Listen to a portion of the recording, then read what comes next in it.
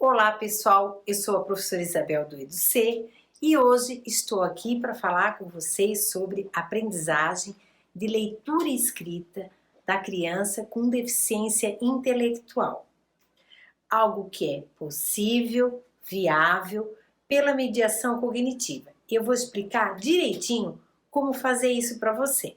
Então vamos lá, eu preparei aqui um material bem interessante que fala assim, ó. Tem gente que acha que alfabetização e letramento é tudo a mesma coisa. Então, são conceitos distintos que se complementam. Inclusive, Magda Soares nos propõe um conceito sobre o alfaletrar, quer dizer, alfabetizar as crianças, dando sentido àquilo que ela aprende a ler e a escrever. Então, esse é um processo de alfaletrar. Agora, se nós pensarmos sobre o que as famílias pensam sobre o processo de alfabetização de uma criança com deficiência intelectual, a gente vê que as expectativas são muito baixas. Então, vejam só, o que a professora espera desse processo de alfaletrar das crianças? Tanto as professoras quanto as famílias, elas acham que é algo impossível que aconteça. Mas eu quero dizer para vocês o seguinte, que Emília Ferreiro e Ana Teberoski, elas criticam a alfabetização quando a alfabetização só está vinculada à questão da decodificação e codificação ou mesmo memorização e repetição de palavras. Geralmente, quando a criança tem uma deficiência intelectual, ela fica muito boa em copiar palavras, em repetir palavras escritas, porque essa é uma prática feita lá na escola. Mas o processo de alfabetização é muito mais do que simplesmente copiar, né? Vai além. Agora, se a gente pensar, mas o processo de alfabetização tem etapas. Sim, tem etapas. E essas etapas que eu vou mostrar aqui são as mesmas etapas que uma criança com deficiência intelectual vai passar. Por exemplo, um adulto que não está alfabetizado, quando ele vai se alfabetizar, ele também passa por essas etapas. E a criança com deficiência intelectual é a mesma coisa. Então, a primeira etapa, ela é marcada pelas garatujas, que são desenhos com um significado para a criança, e também já começa, nessa fase que a gente chama de uma fase pré-silábica, utilizar uma quantidade X de letras do alfabeto, né, as letras, para dar um sentido ou uma representatividade daquilo que ela quer expressar. E aí já começa a primeira hipótese, que é uma quantidade mínima. Então, para eu escrever alguma palavra, tem que ter no mínimo 3 letras.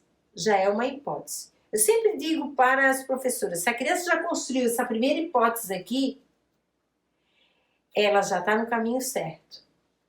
Depois ela passa para um nível silábico, que nessa fase tem a fase que cada letra corresponde a um som, e antes dessa, cada letra pode não representar o som, sem uma representação sonora, certo? Mas é silábico. E depois passa para o silábico alfabético, que é o uso das sílabas, mas com muitos erros, né, na escrita. E depois vai para a fase alfabética, onde esses erros eles diminuem um pouco. E no final, no alfabético ortográfico. E nessa fase, então, é uma fase muito mais... Talvez todos nós estejamos nessa etapa aqui, né, por um grande período de tempo, porque quando a gente escreve, sempre tem alguém que vai corrigir o nosso trabalho e pontua algum erro de concordância, algum erro na ortografia. Agora, uma criança com deficiência intelectual, ela passa pelas mesmas fases. O que fica diferente é o ritmo, que às vezes o ritmo dessa criança é um ritmo mais lento. Agora, uma criança com deficiência intelectual, quando ela é estimulada a ler e a escrever, a partir de uma mediação adequada, ela consegue elaborar hipóteses. Ela constrói o raciocínio hipotético. Mas o que impede essa criança, muitas vezes? O que impede é a ideia que a família e a professora têm sobre a deficiência. Muitas vezes a deficiência é como se fosse uma barreira intransponível para a questão do ler e do escrever. E aí o que acontece? A gente anula as expectativas com relação a esse tipo de aprendizagem. Se a minha família e a minha professora têm expectativas baixas sobre se eu posso ou não aprender a ler e escrever, aí, consequentemente, eu tenho uma emoção, um prazer, um vínculo afetivo com isso baixo também. Agora, quando eu submeto essa criança a uma demanda de mediação, de interação e de estimulação, eu consigo sobrepor a essa deficiência ou mesmo qualquer condição biológica ou cromossômica.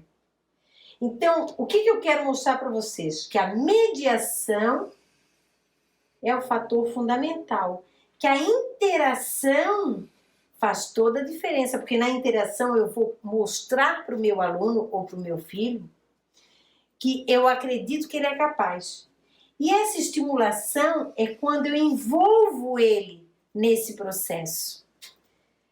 A interação social, né, com seus pares, com a família, com seus irmãos, com os professores, ele interfere sim no processo de aprendizagem, porque toda criança necessita ser aceita pelo seu grupo.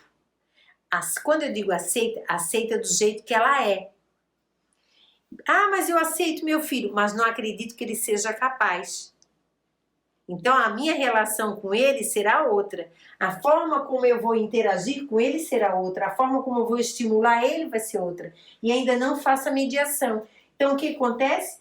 As expectativas são baixas, eu anulo as expectativas de aprendizagem dessa criança. Alguns discursos das professoras, né, elas pairam sobre a ideia de que a criança com deficiência intelectual não aprende. E isso é muitas vezes sustentado pela própria criança, pela sua família e pela escola. E o ensino oferecido, ele é mecânico, infantilizado e por memorização. Lógico, a gente pensa então que esse cenário que a criança está não é um cenário que propicia essa superação dela. E o que acontece é a síndrome do camaleão. Olha, ninguém acredita em mim, então eu vou ser mais inferior ainda para mostrar para as pessoas que eu sou o que elas pensam. É a síndrome do camaleão. Agora, quando a professora faz mediação, todo esse cenário muda. Muda totalmente. Muda totalmente. Quando você começa a mediar, usa os recursos adequados, você começa a promover o refinamento das funções cognitivas que estão deficientes e das operações mentais também. Eu sei que para muitos isso aqui pode ser uma utopia, mas não é utopia. Experimente. Eu te desafio a aprender a mediar e pegar uma criança com deficiência intelectual, com diagnóstico e começar a mediar ela. Faça umas 10 sessões de mediação mediadas e você vai ver que o processamento cognitivo dela vai começar a dar sinais que você pode investir muito mais ainda nela. Eu garanto isso.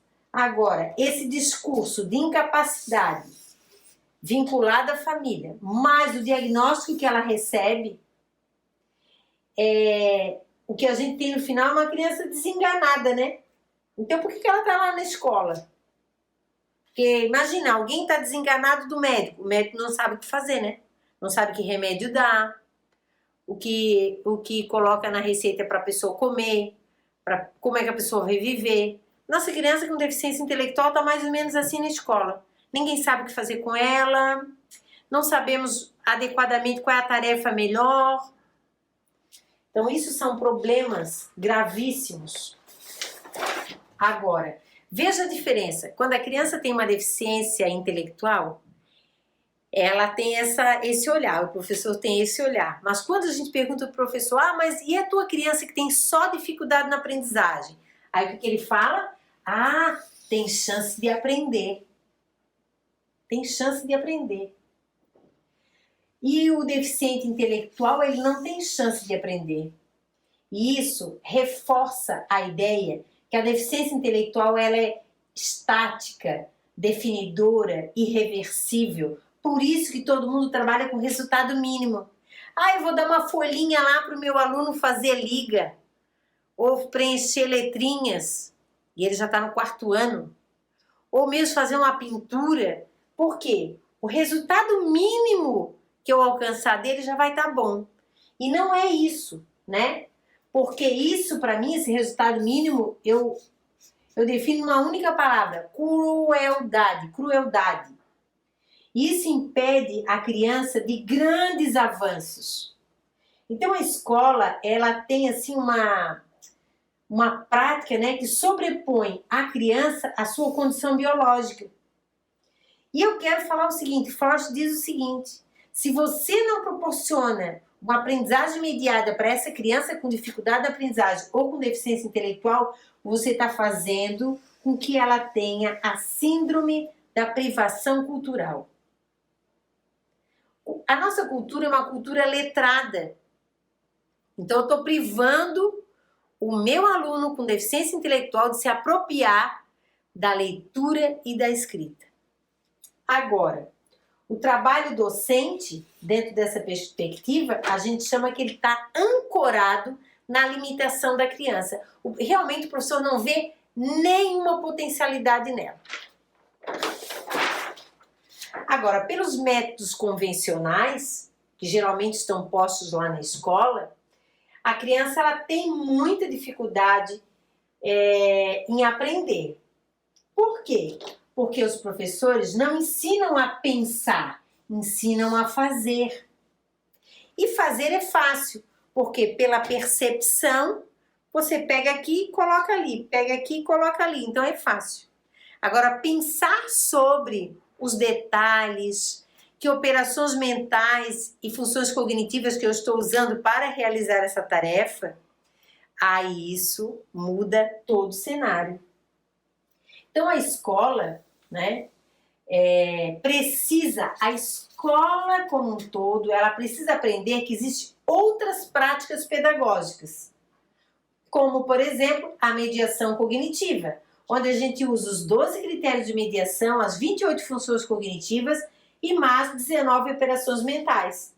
Tudo isso serve para quê? Para a gente planejar, a partir do mapa mental, como ampliar essa aprendizagem da criança com deficiência intelectual.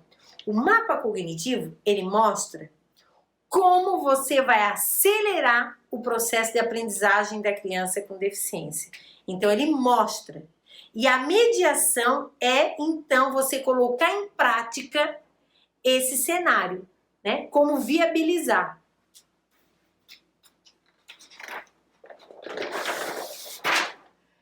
Agora eu quero mostrar para vocês assim, algumas funções cognitivas que envolvem a atenção, a percepção, a memória, o pensamento e a linguagem. Numa criança com deficiência, elas estão prejudicadas. Certo? Então, esse processo cognitivo, ele precisa de alguns ajustes. Como é que a gente faz esse ajuste? Usando a função cognitiva de entrada. Por exemplo, se a criança tem problemas de percepção, na hora que eu vou mediar a partir da função cognitiva de entrada, eu vou trabalhar a operação mental chamada identificação, certo? E vou trabalhar a função cognitiva de entrada da informação chamada percepção clara e precisa. Isso é muito importante, estão vendo? Então, eu posso consertar, arrumar, minimizar essas questões que estão deficientes, que impedem meu aluno de aprender, como usando a operação mental e a função cognitiva. Então, a criança com deficiência, independente da sua condição biológica, que impede a sua aprendizagem, há muitas possibilidades de aprender quando a gente usa a mediação cognitiva.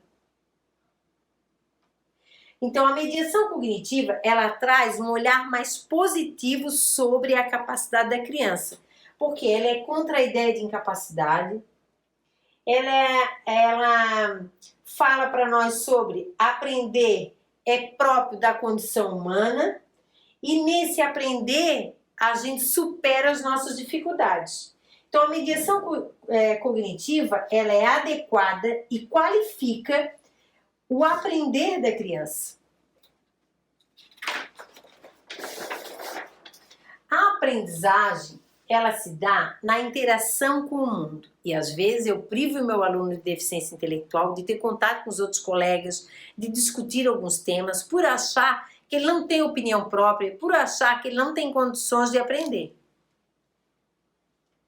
Agora, eu aprendo na interação com o mundo, com os meus pares, vivendo, tendo uma percepção sobre as coisas, formando ideias, tendo as informações adequadas, porque tudo isso aqui, interação, meus pares, as minhas vivências, ideias, informações, servem como um instrumento do pensar. E eu, pensando sobre tudo que eu percebo, eu construo um significado, faço transcendências, construo hipótese. Ou seja, tudo isso aqui é abstração. Dizem que criança com deficiência intelectual não faz abstração. Faz, é só a gente provocar isso de forma cognitiva. Provocar essa abstração. E aí, assim, para eu aprender algo, eu uso algumas operações mentais e funções cognitivas.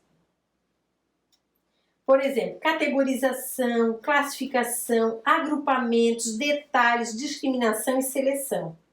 Isso tudo aqui, é exigido no processo de alfabetização. A criança, ela coloca categorias de letras, temos as consoantes e as vogais, por exemplo. Temos as consoantes de mais impacto, a de sopro, né? Temos os agrupamentos de letras.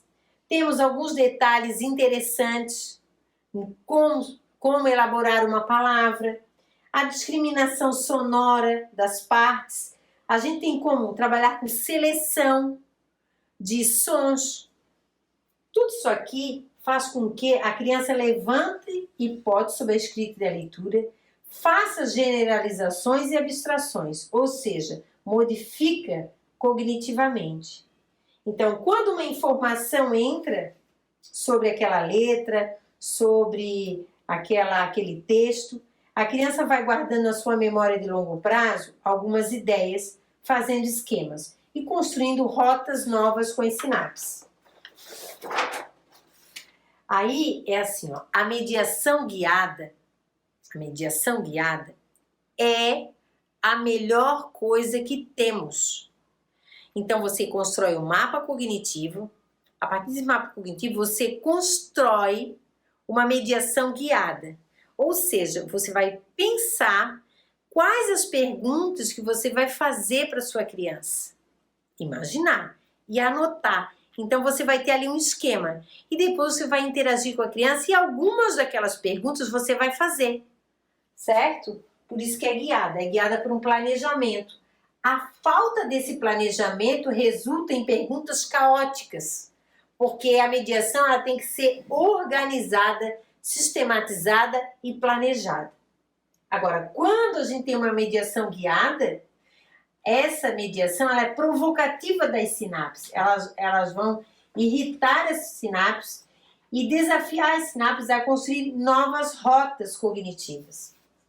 Porque a mediadora, ela é intencional, certo? Ela organiza toda a atividade que ela escolheu para atingir um novo conceito, relembrar o próprio pensamento, organizar o ato mental, de forma que a criança desenvolva o seu pensamento, a sua lógica, a sua abstração, conceitos. E aí o que a gente pode usar? Jogos, brincadeiras. E os jogos e as brincadeiras, eles são motivação, né? Para o sentimento de competência. Quando a gente leva em conta a zona de desenvolvimento real e o hiperfoco. Imagina, você vai pegar um jogo que a criança gosta, que ela já jogou, que ela sabe as regras e a partir disso, então, ela vai gerar um sentimento de competência. E a partir desse jogo você relaciona com o processo de alfabetização. Agora, nos ambientes virtuais também podem nos ajudar no processo de alfabetização, porque é um estímulo, a criança gosta. Sabe, os jogos eletrônicos virtuais, né? A criança tem que trabalhar com isso aqui, ó, antecipação. Então, antes dela tomar uma decisão, ela tem que pensar estrategicamente se vai dar aquele clique ou não, porque ela pode perder tudo ou ela pode passar para a próxima fase.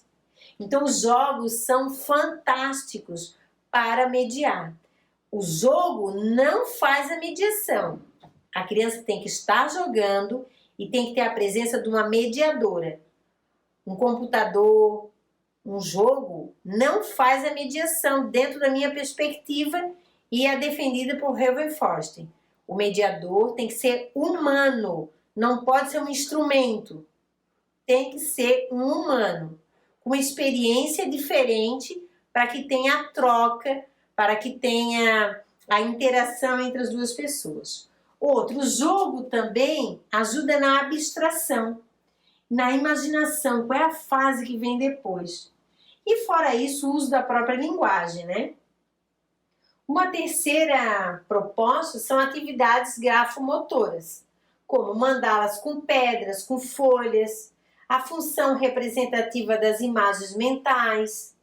Então, quando você pega o que eu falei aqui, dos jogos, os ambientes virtuais, as atividades grafomotoras, que é o A, o B e o C, mais o desenvolvimento da linguagem, né, nós temos então uma função reguladora, planejada, protagonista da cognição.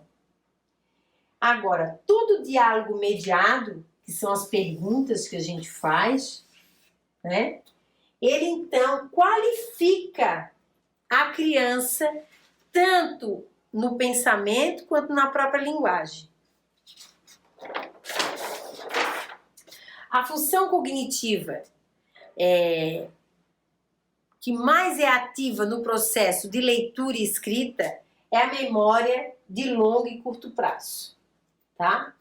Mas uma criança com deficiência intelectual, ela tem um processamento da memória, uma dificuldade. Qual é a estratégia cognitiva que nós vamos usar então? Nós vamos usar a mediação de regulação do comportamento, certo?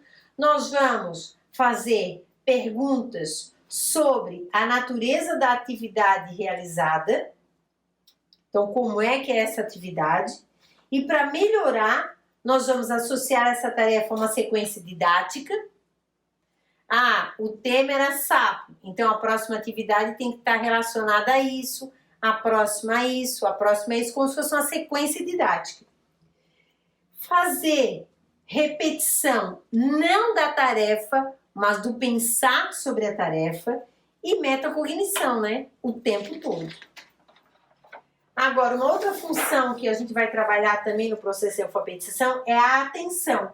A dificuldade da criança porque a atenção não é relevante, não é um fator relevante, ela se dispersa por tudo.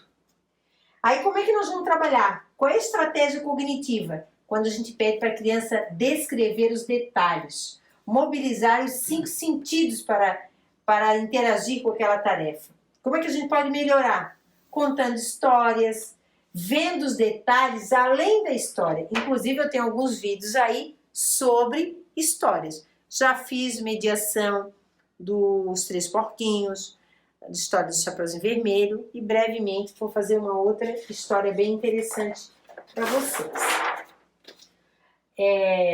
Uma outra função cognitiva é essa transferência, na capacidade que a criança tem de transferir aquilo que ela vivenciou numa tarefa para uma outra tarefa similar.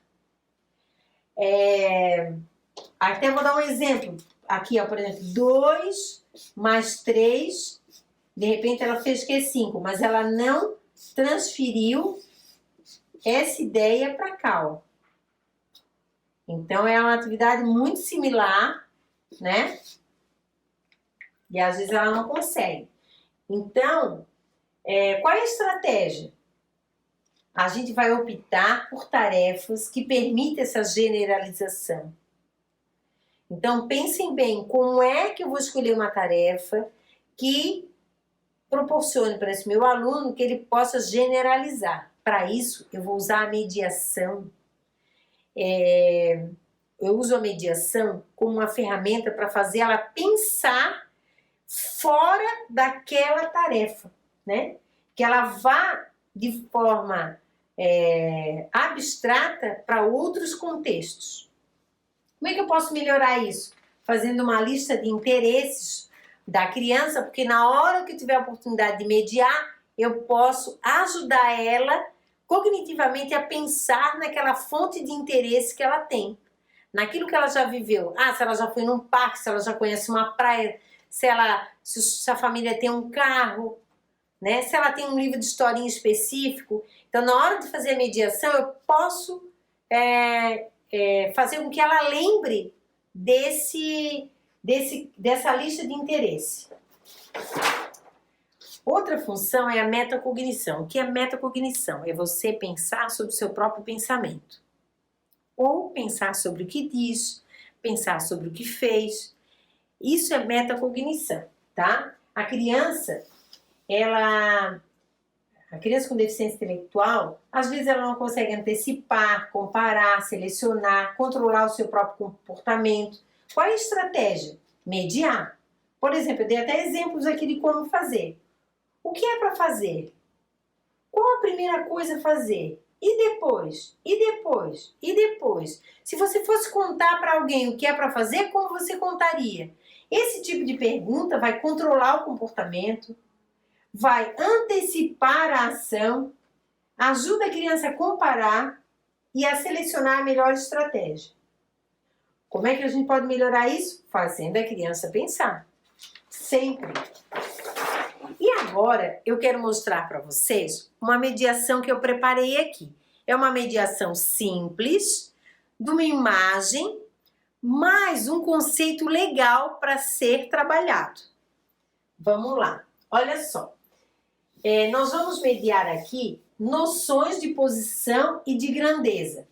Então aqui nós temos o embaixo, que é um vaso embaixo da mesa e um vaso em cima da mesa. Temos uma criança de frente, uma criança de costa e temos uma maçã, uma cestinha com várias maçãs, maçã dentro da cesta e maçã fora da cesta. Então, meu objetivo aqui é trabalhar esses conceitos, tá bom?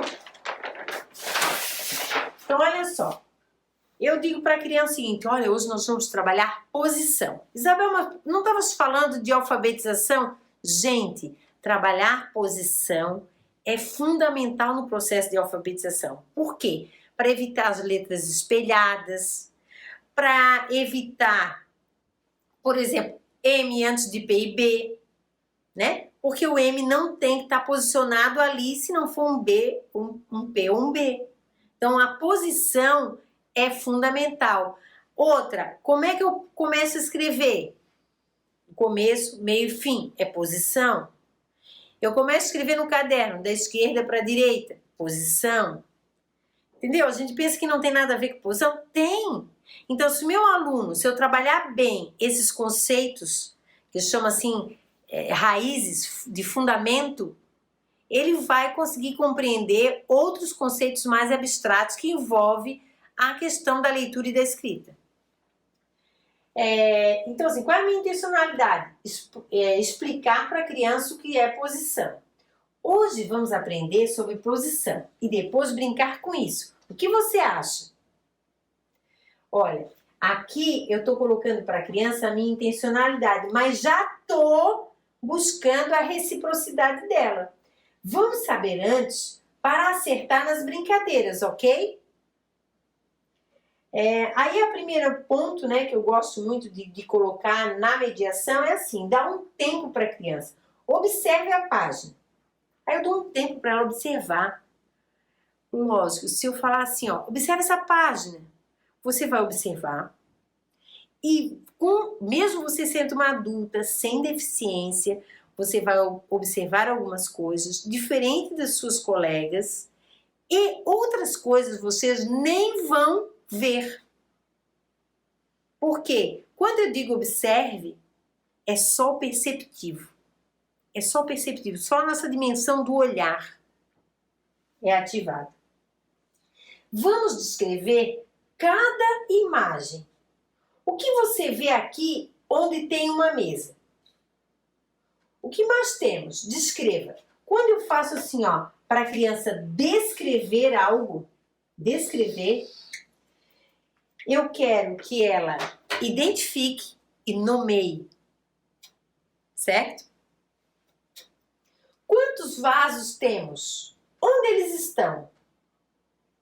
Como é o vaso que está em cima da mesa? E o que está embaixo da mesa? Você já viu algo que fica embaixo da mesa? Você já ficou embaixo da mesa? Olha só, aqui, nessas últimas aqui, eu estou exigindo transcendência, abstração total, imaginação.